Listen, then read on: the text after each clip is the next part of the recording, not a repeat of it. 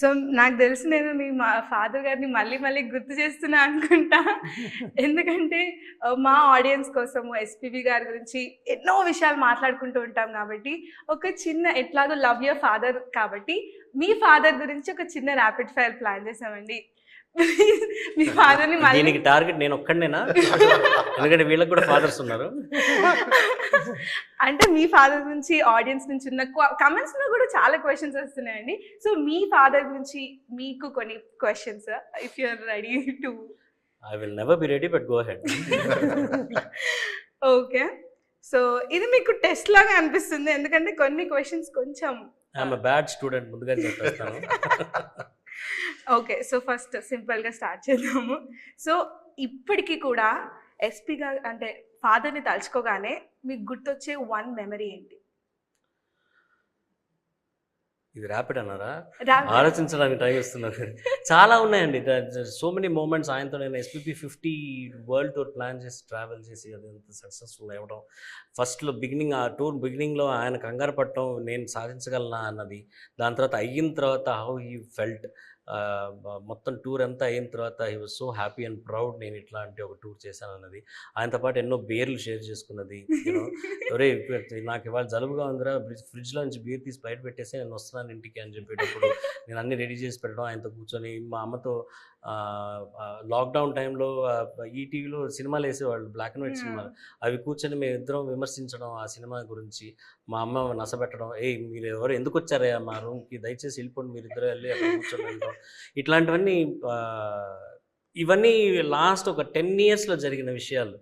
దానికి ముందు he was so busy with singing and all of that. ఈ last 10 yearsలో my connect with him was like something else. Great. So మీరు ఫాదర్లో ఒక లెజెండరీ సింగర్ని ఎక్కువగా చూసారా, ఒక ఫాదర్ ఎమోషన్ ఎక్కువగా చూసారా? లెజెండరీ సింగర్, నేను ఆయనకి the biggest fan, first fan అంటే నేనే. ఆయన ఎప్పుడు ఎస్పీ బాలసుబ్రహ్మణ్యం గారు అలాగానే చూశాను నేను. దర్ ఆర్ మూమెంట్స్, నేను ఏదైనా తప్పు చేసినప్పుడు ఆయన నన్ను చిన్న లైట్గా మందలించడం, ఇట్లాంటివన్నీ అక్కడ ఫాదర్ వస్తారు, కానీ ఎప్పుడూనూ ఆయన SP Balasubrahmanyam. Okay, so SPP గారు మొత్తం ఎన్ని సాంగ్స్ పాడారు, ఎన్ని లాంగ్వేజెస్లో? ఒక 50,000 55,000 అంటున్నారండి. నాకు తెలిసి it should be somewhere close to about 40,000 to 48,000 songs. ఎన్ని లాంగ్వేజెస్లో? నాకు తెలిసి it should be about 12 languages. Okay, 16 languages అని ఉంది. ఉండొచ్చు. అందులో హైయెస్ట్ తమిళ్ అండ్ తెలుగు. తెలుగులో 25,000+ సాంగ్స్ పాడారు. అదే రికార్డు. అది ఒక్క లాంగ్వేజ్ మటుకు తీసుకుంటేనే అది రికార్డ్ అయిపోతుంది. కరెక్ట్. సో ఫస్ట్ సాంగ్ ఫాదర్కి వచ్చిన నేషనల్ అవార్డ్ సాంగ్ ఏంటి? శంకరాభరణం. ఓకే, కరెక్టేనా? మీరేమనుకుంటున్నారు? కరెక్ట్. అంటే తెలుగులో మీరు చెప్పారు, కన్నడలో వచ్చింది ఫస్ట్ సాంగ్. కన్నడలో ఫస్ట్ సాంగ్ కాదు, కన్నడలో వచ్చింది ఓంకారనాథన్. ఓంకారనాథన్ అన్నది శంకరాభరణం అన్న చిత్రం తెలుగులో వచ్చింది సినిమా. Sorry, my bad. నన్ను వేసుకోకండి ప్లీజ్. ఫస్ట్ది శంకరాభరణం, రెండోది ఎక్ తూజే కే లియే. కరెక్ట్. సో ఒక్క సాంగ్, ఏదైనా ఒక సాంగ్ సింగిల్ టేక్లో చేసిన, అంటే ఒకటే రికార్డింగ్లో చేసిన సాంగ్? అబ్బో ఎన్నో, 12 నిమిషాల్లో. ముఠా మేస్త్రి సినిమా తీసుకుంటే ఈ పేటకు నేనే మేస్త్రి, ఆ పాట నాకు గుర్తుంది. కోదండపాణి స్టూడియోలో పైన రాధాకృష్ణ యూనిట్లో, కింద రాజ్కోటి గారి వాళ్ళ రికార్డింగ్ ఏదో జరుగుతుందని చెప్పి పైన స్టూడియోకి షిఫ్ట్ చేశారు. దాంట్లో ఆయన మెట్లెక్కి పైకి వచ్చి పాట నేర్చుకొని పాడి ఫినిష్ చేసి కిందికి వెళ్ళి కారు ఎక్కి వెళ్ళడానికి 15 నిమిషాలు సింగిల్ టేక్. ఇది మళ్ళీ ఒకసారి ఫస్ట్ చరణ రీవైండ్ చేసి ప్లే చేయి అని అన్న విషయం ఎందుకంటే దాంట్లో ఒక ఎఫెక్ట్ వేస్తుంటారు, షొడ్డాంగ్ దంచి అని. అది ఏమి చేశాను ఆ ఎఫెక్ట్, అది సెకండ్ చరణంలో రిపీట్ అవ్వకూడదని చెప్పి అది ఒక్కసారి ప్లే చేయి అన్నాడు. అంత ఒక్కటే went back for that take. 15 minutes. Oh my god. So father గారు ఎక్కువ డ్యూయట్ గా పాడిన సాంగ్ అంటే ఎవరితో పాడారు ఎక్కువగా? నాకు తెలిసి ఈవెన్ గానే ఉంటుంది అనుకుంటానండి. జానకి గారితో ఎక్కువ అనిపించింది నాకు. జానకి గారు తెలుగు, తమిళ్, కన్నడలో కూడా జానకి గారితోనే ఐ థింక్ 3,000+ సాంగ్స్ పాడారు జానకి గారితో. ఓకే, ఏ సాంగ్లో అంటే ఏ మూవీలో ఎక్కువ నెంబర్ ఆఫ్ సాంగ్స్ చేశారు? ఆన్సర్ సిమిలర్ ఉంటుంది ఎందుకంటే ఇందాక కూడా వచ్చింది ఆన్సర్. శంకరాభరణం. అప్పుడు సింగిల్ కార్డ్ ఎక్కువ సినిమాలు ఉన్నాయి అప్పుడు. యాక్చువల్గా మీరు చూసుకుంటే అన్నమయ్యలో నంబర్ ఆఫ్ సాంగ్స్ ఎక్కువ, అవును.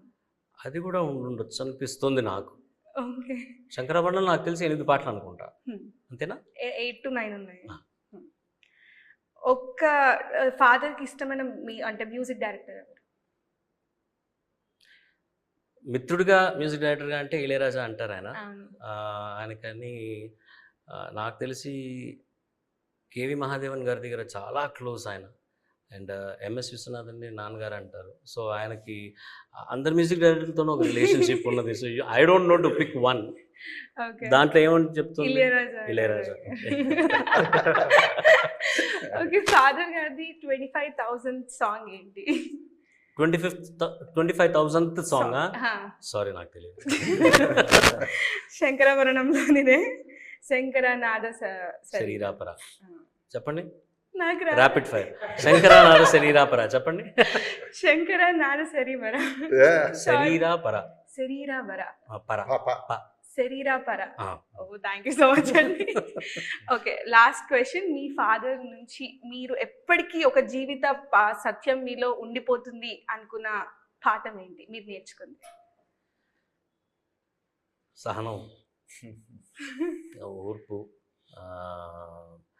ఎవరితోనైనా అలా ఒకటైపోతారు. ఆయనకి కొత్త అనేది ఏమి ఉండదు. ఎవరైనా సరే కొత్తగా ఎవరు వచ్చినా కూడా వాళ్ళని అలా ఆదరించుకొని, వాళ్ళకి అసలు ఇన్కన్వీనియన్స్ లేకుండా, ఒకళ్ళు పెద్ద ఆయన్ని కలుస్తున్నాం అన్న ఇన్కన్వీనియన్స్ లేకుండా వాళ్ళని ఎంత కంఫర్ట్గా చేయటం అన్నది ఆయన దగ్గర నుంచి నేర్చుకున్న విషయం. Down to earth selfless person అంటారు.